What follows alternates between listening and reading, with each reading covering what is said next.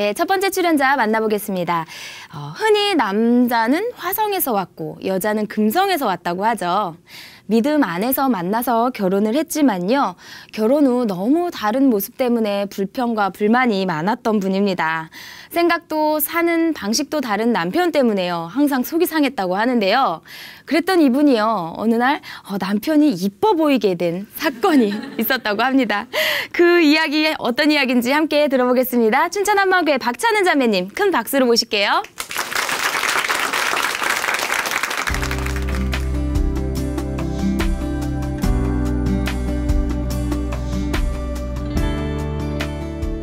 안녕하세요. 춘천 한마교회 박찬은입니다. 화성에서 온 남자, 금성에서 온 여자처럼 달라도 너무 달랐던 저희 부부가 부활의 복음으로 기쁘게 살게 된 일을 나누고자 합니다. 저는 2007년 같은 교회에 다니는 한 형제를 소개받았는데요. 말하는 것을 좋아하고 유쾌한 성격을 가진 남자친구는 절 재미있게 해주었어요. 그 형제도 교직에 있고 저도 유치원 교사로 일을 하고 있었기 때문에 공통되는 점이 많아 대화도 잘 통하였고요. 저와 친한 교회 지체들에게 그 형제와 만나고 있다고 이야기하면 다들 하나같이 잘 될 것 같아. 너네 너무 잘 어울린다며 모두 기뻐해 주었어요. 다들 그렇게 기뻐해 주니 내 짝이 분명하구나. 우리는 행복하게 잘 살 수 있을 거야 하는 생각이 들었어요.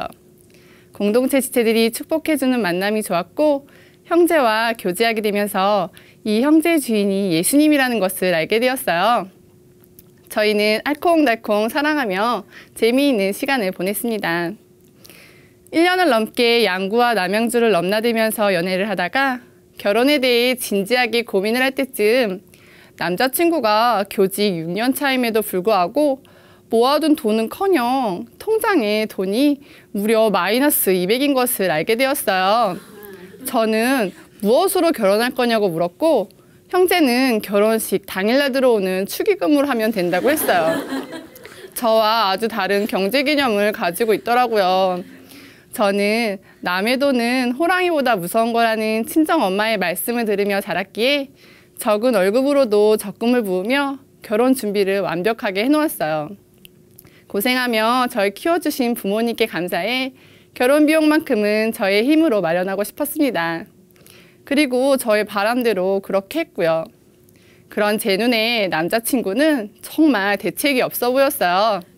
그래서 결혼을 하면 내가 경제권을 쥐고 바짝 조여야겠다는 생각을 하였습니다. 저희는 공동체의 축복을 받으며 아주 멋진 결혼식을 올렸어요. 결혼을 하자마자 남편의 지갑에서 최소한의 카드만 남겨두고 모두 잘라버렸고 흔쾌히 남편도 그렇게 하겠다고 했습니다. 남편은 용돈을 받으며 생활을 하고 저는 남편이 가져다주는 월급으로 알뜰살뜰 살림하며 돈을 모았어요. 남편은 생활면에서도 저랑 아주 많이 달랐는데요. 지나치게 느리고 꼼꼼했어요. 화장실에 들어가면 깜깜 무소식인 거예요. 씻고 볼일 보고 하느라 오래 걸리는 거라고 하는데 저희 친정아버지는 사위 나오기를 기다리다 못 참으시고 결국 밖으로 해결하러 나가신 적도 있었어요. 저와 딸아이가 함께 들어가 씻고 나와도 남편보다 오래 걸리지는 않는답니다. 그나마 이건 애교 수준이고요. 남편은 박물관이나 여행지에 가면 입구에 있는 안내문 읽는 데만 시간이 엄청 소요가 돼요. 친정 식구들과 우리 가족이 동구릉에 놀러 간 적이 있었는데요. 제가 한참을 다 둘러보고 돌아가려는 길에서 이제야 구경하러 들어오는 남편을 만나게 되었어요. 빨리빨리 좀 보면 안 돼? 하고 불평을 하니 모든 왕의 프로필을 섭렵하여 아이들에게 가르쳐줘야 한다며 맞받아치곤 했습니다.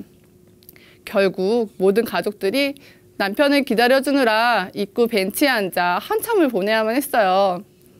저는 대충 읽고 대충 보고 아 아름답다 하고 나오는데 뭘 그리 볼 게 많은지 머릿속을 한번 들여다보고 싶었습니다.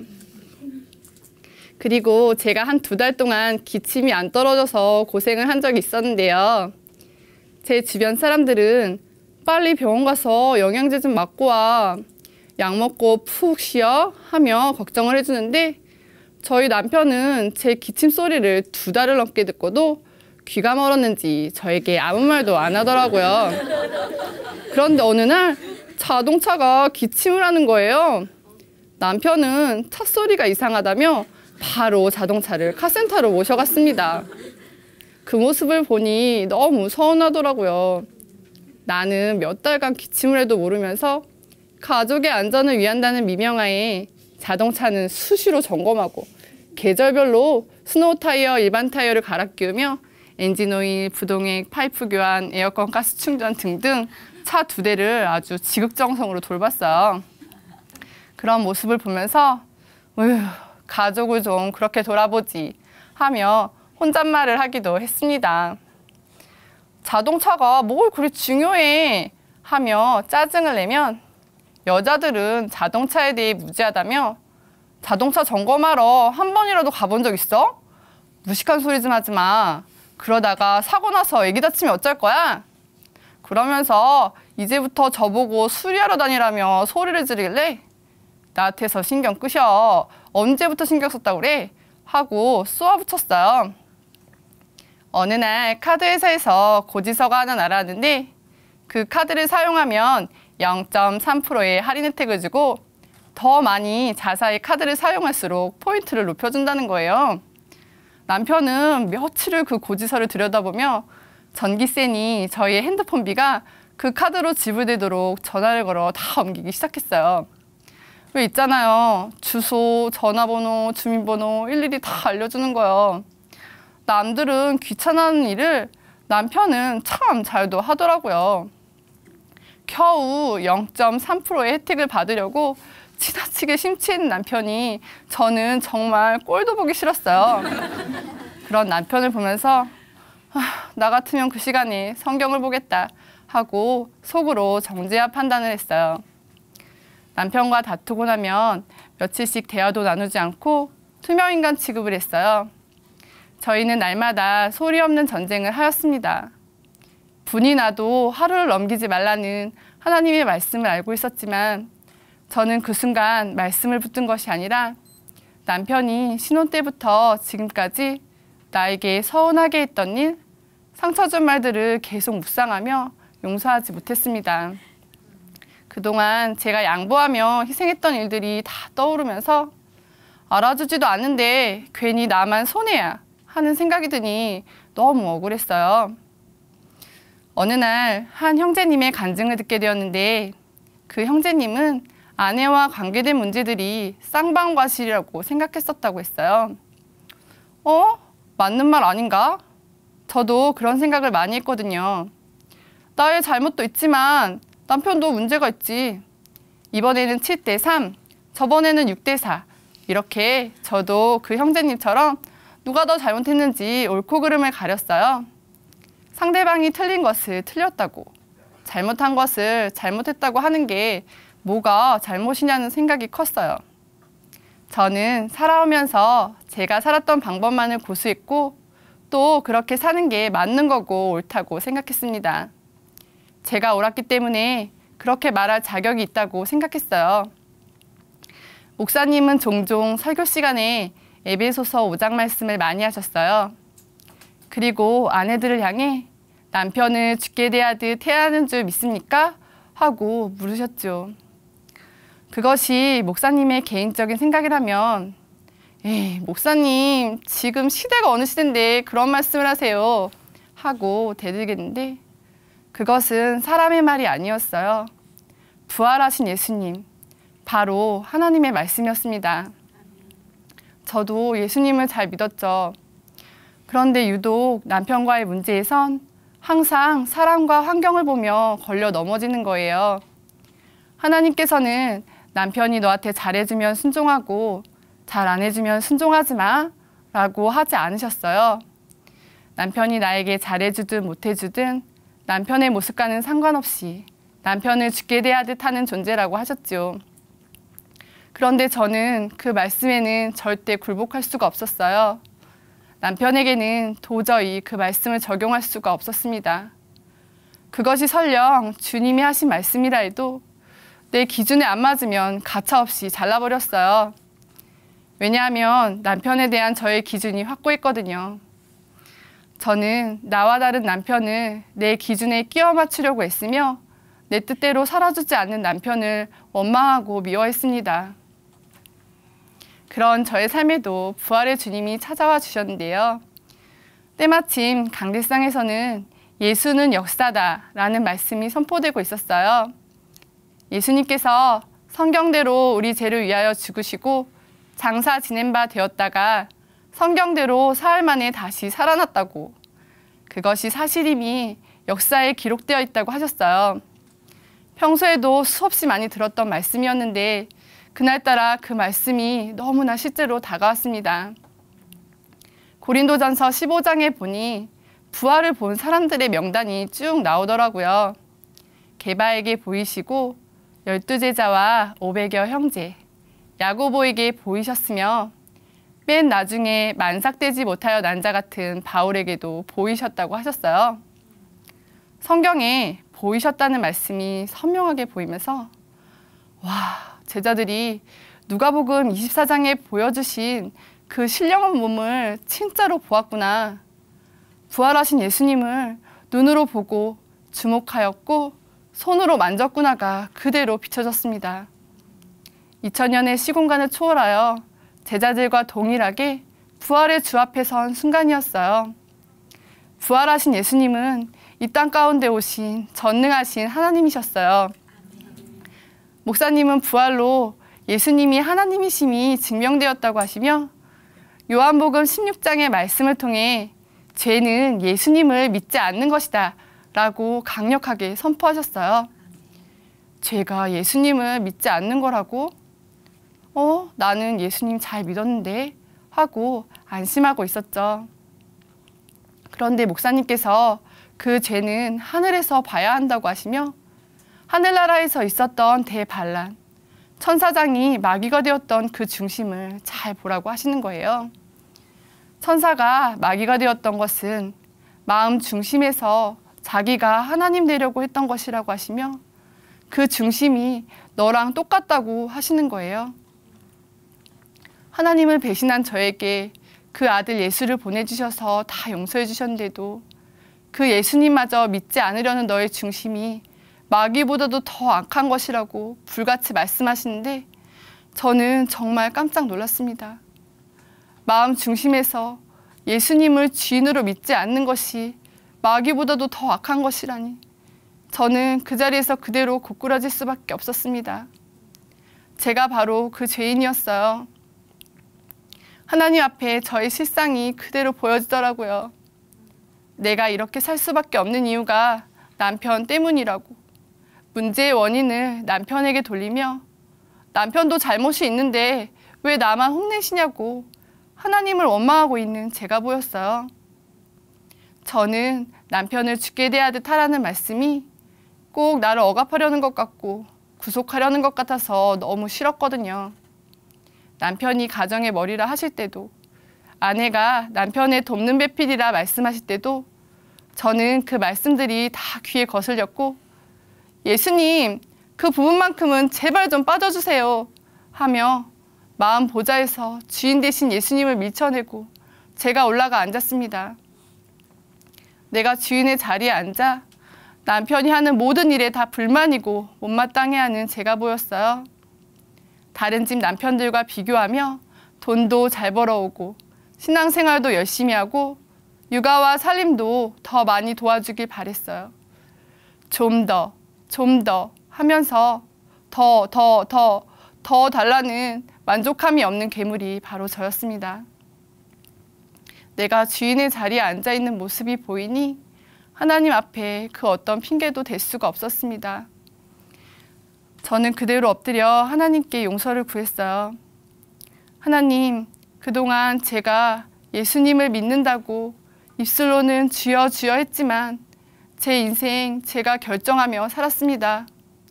사람과 환경을 보며 걸려 넘어졌던 이유, 하나님 앞으로 나오지 못했던 이유는 남편 때문도 환경 때문도 아니었어요. 제가 주인 되신 예수님을 믿지 않고 살았기에 힘들었고 감사치 못했고 만족함이 없었던 것이었어요. 하나님, 그동안 예수님을 주인으로 믿지 않고 살았던 죄를 용서해 주세요.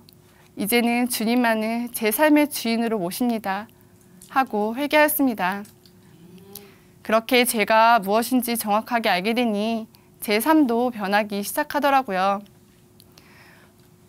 예전에는 남편을 죽게 대하듯 하지 못하고 정죄 판단했었는데요. 이제는 남편을 째려보는 사소한 죄도 예수님을 믿지 않는 중심에서 나온다는 생각이 드니 매일매일 그 죄와 피 흘리기까지 싸우게 됩니다. 그리고 그전에는 남편과 다투고 나면 며칠씩 삐져서 말도 안 했는데요. 이제는 분이 나도 하루를 넘기지 않고 화해해요. 그것이 하나님의 뜻이라는 생각이 드니 더욱더 순종하고 싶은 마음이 듭니다. 그동안 저는 저만의 잣대로 남편을 판단 정죄하며 옳고 그름을 가렸는데 그렇게 고집했던 나만의 잣대와 생각들을 내려놓고 부활하신 예수님의 말씀에만 반응하기로 하였습니다. 그동안 옳고 그름을 가리느라 너무 피곤했는데 주님께 맡기니 마음이 너무 편해지더라고요. 잣대를 내려놓고 남편을 바라보니 이해할 수 없었던 부분도 이해가 되고 그렇게 싫었던 부분도 장점으로 보이게 되었어요. 얼마 전 티끌모아 태산이라는 말이 무슨 말인지 경험하는 일이 있었는데요. 자동차세를 내야 했는데 그동안 모았던 0.3%의 포인트가 30만 원이 된 거예요. 대박! 저는 속으로 완전 기뻤어요. 남편도 신이 나서 그 포인트로 자동차세를 냈죠. 작은 일에 지나치게 심취했는 모습이 정말 꼴도 보기 싫었는데 이제는 그러한 부분도 세심하고 합리적인 남편의 장점으로 인정하게 돼요. 언젠가 한 번은 저희 남편이 학교 교생 선생님들을 모셔와 함께 저녁 식사를 하게 되었는데 저랑 친분이 있는 것도 아니고 해서 밥만 먹고 헤어지려고 했었거든요. 그런데 남편이 복음을 전하기 시작하는 거예요. 가만히 듣고 있는데 제 마음이 뜨거워지기 시작하면서 복음을 전하는 남편의 모습이 너무 멋있게 보이더라고요. 남편이 말문이 막히면 제가 말문을 다시 열고 제가 막히면 남편이 받아주고 하면서 그 선생들에게 복음을 전하는데 저희 부부에게 기쁨이 임했습니다. 색안경을 끼고 남편의 부족한 점만 보았던 저의 눈이 남편이 가진 은사를 볼 수 있게 되었고 이렇게 살 때 날로 싱싱한 부부가 된다는 것을 알 수 있었습니다.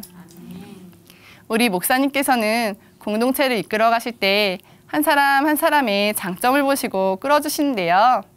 결혼식 주례를 서실 때마다 이런 말씀을 하세요.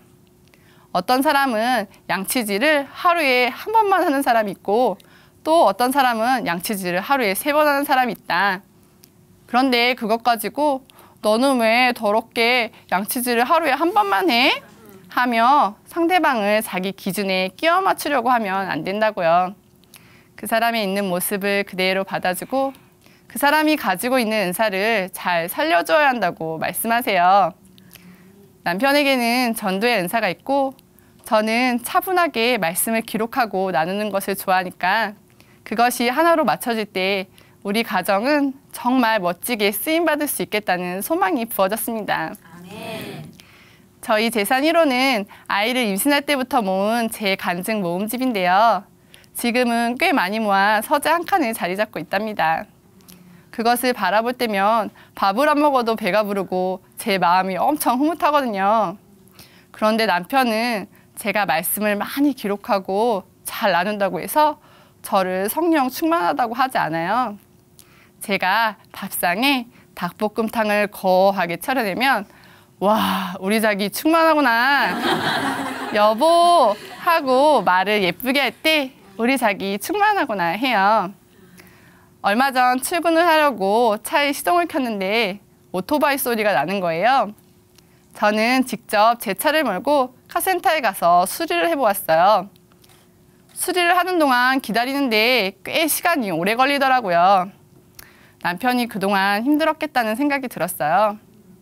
그리고 차에서 떼어낸 부품을 보니 많이 부식되어 위험하겠더라고요. 그때 남편에게 고마운 마음이 들었습니다.